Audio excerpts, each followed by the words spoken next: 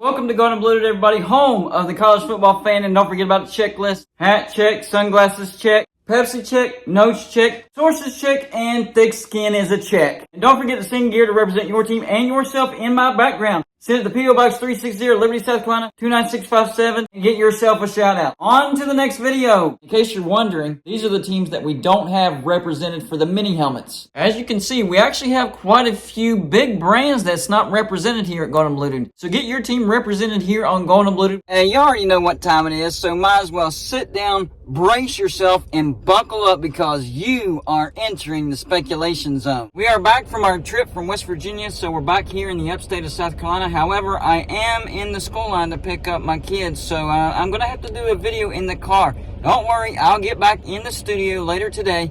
And by the way, I put up a poll in my Patreon page as to what kind of video did they want me to do next. And they want me to talk about the big dance, who's been the biggest letdowns, and maybe who's been the biggest surprises. So I'll do a video on that as well. But on this particular video, this will be a Get It Gang video idea. If you don't know what the Get It Gang is, it's basically a name that I came up with for a group of people that leave video ideas in the comment section of my videos. So if you think that you have a good video idea, leave it in the comment section of this video or any other video, and I just might use it on my next video. So here's another update on the Pac-12. From what I was told, we were supposed to hear something about the Pac-12 today, especially regarding the TV deal. People are saying that there is a TV deal done. Now they're just waiting on the teams to look at the TV deal and see if they sign the grant of rights. The fact that we're still not hearing anything from the Pac-12, this is bad news. I don't think that the Pac-12 is over with, not by a long shot. I do think that the majority of the current Pac-12 teams will stay intact.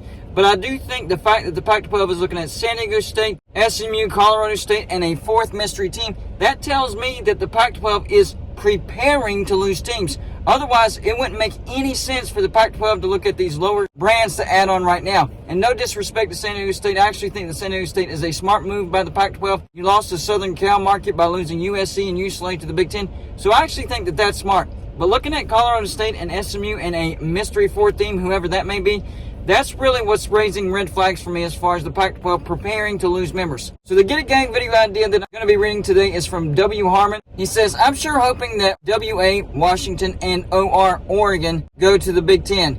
Any chance that UT, Utah, and CO, Colorado, get an offer as well? I know you've been talking about them going to the Big 12, but it sounds like their academics and research money would be attractive to the Big Ten. That would give them a solid block in the Mountain and Pacific markets across the entire northern tier of the U.S. The Big 12 could still get Arizona, Arizona State, Washington State, and Oregon State. They already have BYU, so they would have the other brands in those markets as well. I don't know about Stanford and Cal. It just doesn't seem like anyone in the Bay Area really cares about them. They are the bottom of the pack in attendance and viewership. Your thoughts? I agree with that, but I also think that Cal and Stanford could be attracted to the Big Ten as well because they have other value. They don't bring a lot of value in athletics, but they bring a ton of value. They're elite in academics. They're elite in research. They're elite in endowments. They're elite in grants. And remember, when you join the Big Ten, you're joining a Commonwealth Conference. So in other words, everybody shares everybody's research. So they will have access to the commodities that Cal and Stanford have. So they do have value to the Big Ten. Make no mistake about it. And I've made several videos on the future of the Pac-12 coming down to Oregon and Washington. I will say this. If the Pac-12 can somehow, some way get Oregon and Washington to sign an extended grant of rights, that would buy you some time. That would give hope to the Pac-12. Now, if they sign a 3-year grant of rights or something short, that's not good at all. In fact, that's bad news. And from what I'm hearing, Oregon and Washington do not want to sign any grant of rights past 3 years. So that would be a massive, massive win if the Pac-12 can convince Oregon and Washington to sign an extended grant of rights. And who knows, maybe that news does come out. Maybe it does come out that Oregon and Washington sign an extended grant of rights. And when I say extended, I'm talking like 7 to 10 years. Because without Oregon and Washington, the Pac-12 really loses a lot of value. I'm talking a lot of value. Losing USC and UCLA, yes, that hurt. But losing Oregon and Washington, that would be the final nail in the coffin of the Pac-12. But in this particular comment, they want to know about Utah and Colorado along with Oregon and Washington. Now, peek around the corner, he did a video earlier today saying that it's not looking good with ESPN as far as the TV deal with the Pac-12. They still don't have a TV deal with ESPN. Andrew Marchand, or Andrew Marchand, however you pronounce his name, he's the one that's reporting this. So it looks like they're looking at a TV deal. That's really not a TV deal because it's going to be streaming heavy. You're not going to have any linear cable attachment to it. If this is correct, if ESPN really is coming out and saying, no, we're not close to a deal with Pac-12, this would be really, really bad news for the Pac-12. They're already behind the 8 ball. We already know that they're looking at a streaming heavy deal, and that comes with production costs. So even if they can lock down a 28 to 30 million deal per team per year, if you take out production costs, that still takes it back down to around 21, 22 million per team per year. Because the production costs, a rough estimate would be about 75 million a year. You divide that by 10 teams, that's 7 to 8 million per team per year as far as production costs. And just ask the MLS. They have a streaming heavy deal and their production cost is 60 million a year. So even if it's not quite 75, you're still going to have to subtract that from the current TV deal. And don't forget about the 50 million that they still owe Comcast. That's still on the table as well. You have to subtract that from the TV deal as well. But like I've said many, many times, nobody knows what's actually going to happen. Maybe it comes out and the Pac-12 somehow, some way convinces Oregon and Washington to sign an extended grant of rights, and the Pac-12 is good for another decade. Who knows? But what we do know for sure is that Washington and Oregon, they do want to be in the Big Ten. They literally applied to the Big Ten as soon as they heard that USC and UCLA were headed off to the Big Ten. Big Ten turned them down. So even if they get Oregon and Washington to sign a short-term grant of rights, they know that Oregon and Washington want to go to the Big Ten. That's why it would surprise me if Oregon and Washington did sign an extended grant of rights, because we know they want to go to the Big Ten. They don't want to have to pay to get out of the Pac-12 and get into the Big Ten. So they're not going to sign an extended grant of rights unless the Pac-12 promises them a lopsided, unequal revenue share to where they're basically robbing from the other teams. Because my estimate is the most that the Pac-12 can offer them with unequal revenue share and still be fair to the other members would be about 30 million per team per year. And the Big Ten wants to bring them on as a reduced revenue share, which would be around 40 million per team per year. That's still a significant gap, even at a reduced revenue share. And eventually they could become a full revenue share in the Big Ten. Now, unless the Pac-12 actually starts robbing from the other teams and promises them 40 million per team per year, I don't see Oregon and Washington staying with the Pac-12 and signing an extended grant of rights. What about Utah and Colorado? Utah and Colorado. We've heard Oregon, Washington, Stanford, and Cal. We've heard Washington, Washington State, Stanford, and Cal. We've heard Oregon, Washington, Utah, and Stanford. We've heard Oregon, Washington, Colorado, and Stanford. What about Oregon, Washington, Utah, and Colorado, like the Get It Gang member says?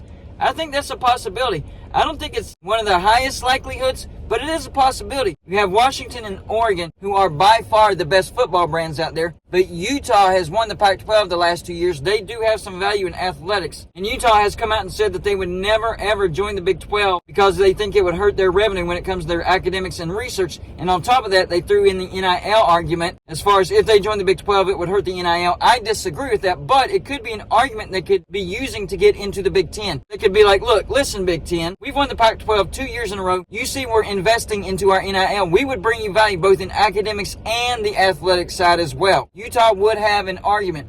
And it could be interpreted as far as Mark Harmon, the athletic director of Utah, coming out and saying, give me a break, in response to Dennis Dodd saying the Four Corners is talking to the Big 12. That could be a response saying, no, we're not interested in the Big 12. We are interested in the Big 10, and we think we have a shot. Because Utah has come out and said flat out, we're not interested in the Big 12. So yes, I do think there's a possibility that Utah could come in with Oregon and Washington to the Big 10. And then there's Colorado. And I've said this multiple videos. They went out and made a football hire in getting Coach Prime. That's a great hire, showing everybody that they're investing into their football program. And Colorado used to have a really, really good football program. They've fallen on hard times. And I'm thinking the decision to join the Pac-12 actually hurt their athletics, and now they're looking to get out of the Pac-12, whether it's the Big 12 or the Big 10. I'm hearing the Big 12, but there is a pitch for Colorado to the Big 10. They also have the athletics. They also have AU status, just like Utah. They aren't fawning it around. Colorado is actually being quiet. They're being one of the quietest teams, and it's the quiet teams that you have to really look out for. Now, most people think they're being quiet because they're going to the Big 12,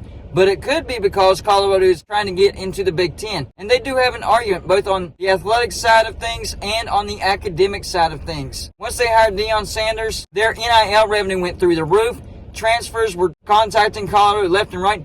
In fact, one of our starters on defense transferred over to Colorado, Jordan Jefferson, a defensive tackle. So they're getting good players through the transfer portal already. So he's trying to turn Colorado around immediately and improve the brand of Colorado. Colorado could be attractive to the Big 10. So if the Big 10 grabs Oregon and Washington, that's a footprint in the state of Oregon. That's a footprint in the state of Washington. You grab Colorado, Utah, that's a footprint in the state of Utah, and a footprint in the state of Colorado. And now the Big 10 would have footprints in all 4 time zones. And Brett Yormark, the Big 12 commissioner, that's what he wants. So y'all know in the comment section, number 1, what do you think the chances are the Big 10 brings in Oregon, Washington, and Colorado and Utah? Number 2, do you think the Big Ten is looking to lock down the 4 time zones, just like Brett Yormark, the commissioner of the Big 12, is trying to do? And number 3, if the Big Ten is able to get Oregon, Washington, Utah, and Colorado, do you think the Big 12 then focuses on Arizona, Arizona State, Washington State, and Oregon State? Or do you think they go after some group of 5 teams like San Diego State, maybe a Memphis, maybe a Boise State, or maybe a Fresno State? That's all I got for this show. Like and subscribe if you haven't already, and I'll see you on my next show.